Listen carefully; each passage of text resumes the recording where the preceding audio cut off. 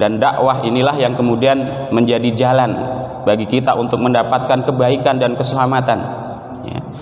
Para nabi, para rasul, ya, ulama-ulama yang dahulu, mereka semuanya berada dalam satu jalan, yaitu jalan dakwah, mengajak manusia kepada penghambaan kepada Allah dan mengajak manusia untuk meninggalkan berbagai macam kesyirikan dalam kehidupan, semata-mata mengabdi beribadah hanya kepada Allah Subhanahu wa ta'ala. Seluruh nabi melalui jalan ini, seluruh rasul melalui jalan ini. Jadi kalau kita ingin selamat, tinggal ngikuti jalannya saja, ikut di atas jalan dakwah, bagaimana kita mengajak manusia kepada kebaikan. Maka seorang muslim itu sejatinya dia adalah dai dimanapun dia berada, ya. Jadi kalau kita sebut dakwah, dakwah tidak harus ceramah, ya. Dakwah tidak harus di panggung berorasi, tidak. Yang namanya ngajak, ya, ngajak orang, ayo ke masjid, ayo melakukan kebaikan, ya. Memotivasi orang, menyemangati orang untuk melakukan kebaikan, itu adalah bagian dari dakwah. Termasuk dengan contoh keteladanan, akhlak yang mulia yang kita lakukan, sehingga kemudian orang, manusia tertarik dengan Islam. Oh, Islam ternyata begitu. Oh, indah ternyata Islam. Oh, begitu ternyata rumah tangga seorang muslim. Sehingga kemudian seseorang tersebut tertarik dengan Islam, maka ini adalah bagian dari dakwah. Jadi siapapun kita sesungguhnya bisa dakwah, nggak harus ceramah, nggak harus ceramah, ya.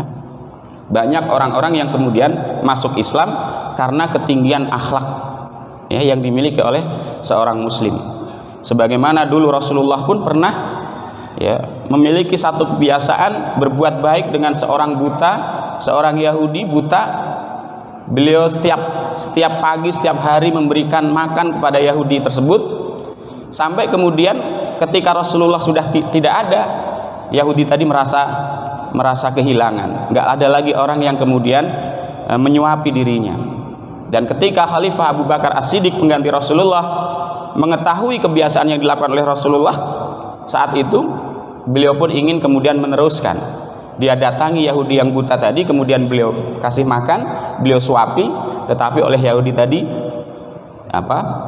dipegang tangannya, ini bukan orang yang biasa dulu ngasih makan saya, ya. Kenapa?